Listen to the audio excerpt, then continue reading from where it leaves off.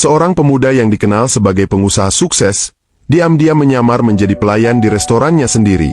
Bukan tanpa alasan, ia ingin menguji apakah calon istrinya dan ibu mertuanya benar-benar mencintainya atau hanya menginginkan hartanya. Namun, saat mereka datang dan melihatnya dalam seragam pelayan, reaksi yang terjadi begitu kejam hingga membuat seluruh restoran terdiam. Dan disinilah rahasia besar itu akhirnya terungkap. Suara dentingan sendok dan garpu bercampur dengan aroma masakan yang menggoda memenuhi udara siang itu. Restoran La Vie sedang berada di puncak kesibukan. Para pelayan mondar-mandir membawa piring-piring yang mengepulkan uap. Di tengah keramaian itu, seorang pria muda dengan seragam hitam dan celemek rapi melangkah cepat di antara meja-meja, sesekali tersenyum sopan kepada para tamu. Gerakannya lincah, seolah ia sudah lama terbiasa dengan pekerjaan ini, padahal wajahnya menyimpan sesuatu yang sulit ditebak. Hari itu, matahari memancarkan cahaya hangat yang masuk melalui jendela besar restoran, memantul di permukaan meja kayu yang mengkilap. Pelayan muda itu sedang menata sendok di meja sudut ketika pintu kaca besar berdering pelan, menandakan ada tamu baru. Ia menoleh sekilas, lalu terdiam sejenak. Dari arah pintu, dua wanita masuk dengan penuh percaya diri, satu muda dengan riasan sempurna, satunya lagi berusia parubaya dengan pakaian mahal yang berkelas. Kedua wanita itu melangkah masuk sambil berbicara pelan namun dengan ekspresi puas, seakan kedatangan mereka ke restoran ini adalah bentuk pernyataan status. Beberapa tamu lain bahkan sempat melirik karena aura mereka yang mencolok.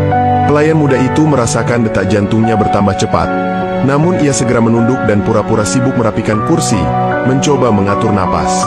Wanita yang lebih muda, mari kita sebut saja Clara, memegang lengan ibunya sambil tersenyum lebar. Dari jarak itu, terlihat jelas cincin perak sederhana di jarinya, tanda sebuah hubungan yang serius. Mereka menuju meja dekat jendela, tempat cahaya matahari membuat seluruh ruangan terasa hangat dan nyaman. Pelayan muda itu tahu, ia harus mendekat untuk melayani mereka, meski hatinya belum siap. Dengan langkah terukur, ia mendekati meja tersebut, membawa buku catatan kecil dan pena. "Selamat siang. Ada yang bisa saya bantu?" Suaranya terdengar ramah, seperti pelayan profesional lainnya. Namun, di balik senyumannya, matanya menyimpan campuran rasa gugup dan waspada. Clara menatapnya sebentar, lalu mengerutkan alis, seolah otaknya sedang memproses sesuatu yang tak masuk akal. Seketika, ekspresi Clara berubah. Matanya melebar, mulutnya sedikit terbuka, dan ia melirik ke ibunya. Sang ibu pun mengangkat alis, matanya menyapu dari ujung kepala hingga kaki pelayan itu, lalu menatap Clara seakan berkata, "Apa ini yang aku pikirkan?" Keheningan aneh meliputi meja itu selama beberapa detik. Cukup lama untuk membuat suasana menjadi tegang. Pelayan muda itu tetap berdiri tegak, menunggu mereka menyebutkan pesanan. Namun, tatapan Clara semakin tajam. "Astaga, kamu jadi pelayan sekarang?" Suaranya meninggi, membuat beberapa kepala di meja sekitar mulai menoleh. "Aku kira kamu sibuk urus bisnis besar. Ternyata, kerjaannya cuma nyuci piring dan ngelap meja." Ucapannya seperti cambuk yang dihempaskan di depan umum. Sang ibu menyandarkan tubuhnya ke kursi, lalu menatapnya dengan tatapan penuh jijik. "Clara, aku sudah bilang dari awal, lelaki ini pasti cuma modal omong besar. Lihatlah sekarang, seragam murahan, celemek bau minyak, dan berdiri di sini melayani orang kaya seperti kita. Memalukan." Clara terkekeh sinis. "Pantas saja kamu jarang ngajak aku makan di tempat mahal. Uangnya ternyata habis buat sewa kamar kos dan beli deterjen buat seragam ini ya?" Ia melirik dari ujung kepala sampai kaki, lalu menambahkan, "Aku malu pernah memperkenalkan kamu ke teman-temanku. Mereka pasti tertawa kalau tahu aku hampir saja menikah dengan pelayan rendahan." Suasana meja itu berubah dari hangat menjadi penuh ketegangan yang bisa dipotong dengan pisau. Setiap kata yang keluar dari mulut mereka menjadi bahan bakar rasa penasaran para tamu lain yang diam-diam mengamati. Pelayan itu akhirnya berbalik, melangkah pergi menuju dapur tanpa sepatah kata pun, meninggalkan Clara dan ibunya yang masih duduk dengan ekspresi puas. Belum tahu bahwa siang itu, mereka baru saja menginjak harga diri seseorang yang mereka kira sudah kalah dalam hidup.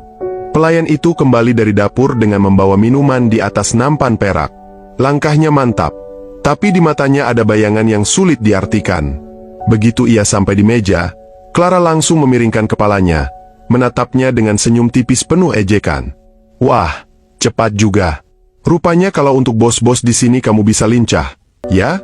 Katanya dengan nada meremehkan, seolah ia sedang berbicara kepada pembantu di rumah. Sang ibu menyandarkan siku di meja, menatapnya tajam. "Clara, lihat tangannya, kasar sekali. Pantas saja, kerjaannya angkat piring kotor. Aku benar-benar tidak mengerti kenapa kamu mau berhubungan sama orang seperti ini.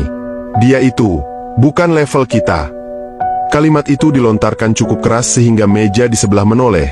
Beberapa orang mulai berbisik-bisik. Pelayan itu tetap berdiri tenang, meletakkan minuman dengan hati-hati. Namun, Clara justru tertawa pendek. "Kamu tahu nggak? Semua rencana liburan, semua omongan soal beli rumah itu ternyata cuma mimpi. Nyatanya, kamu di sini, menghapus noda saus di meja orang lain."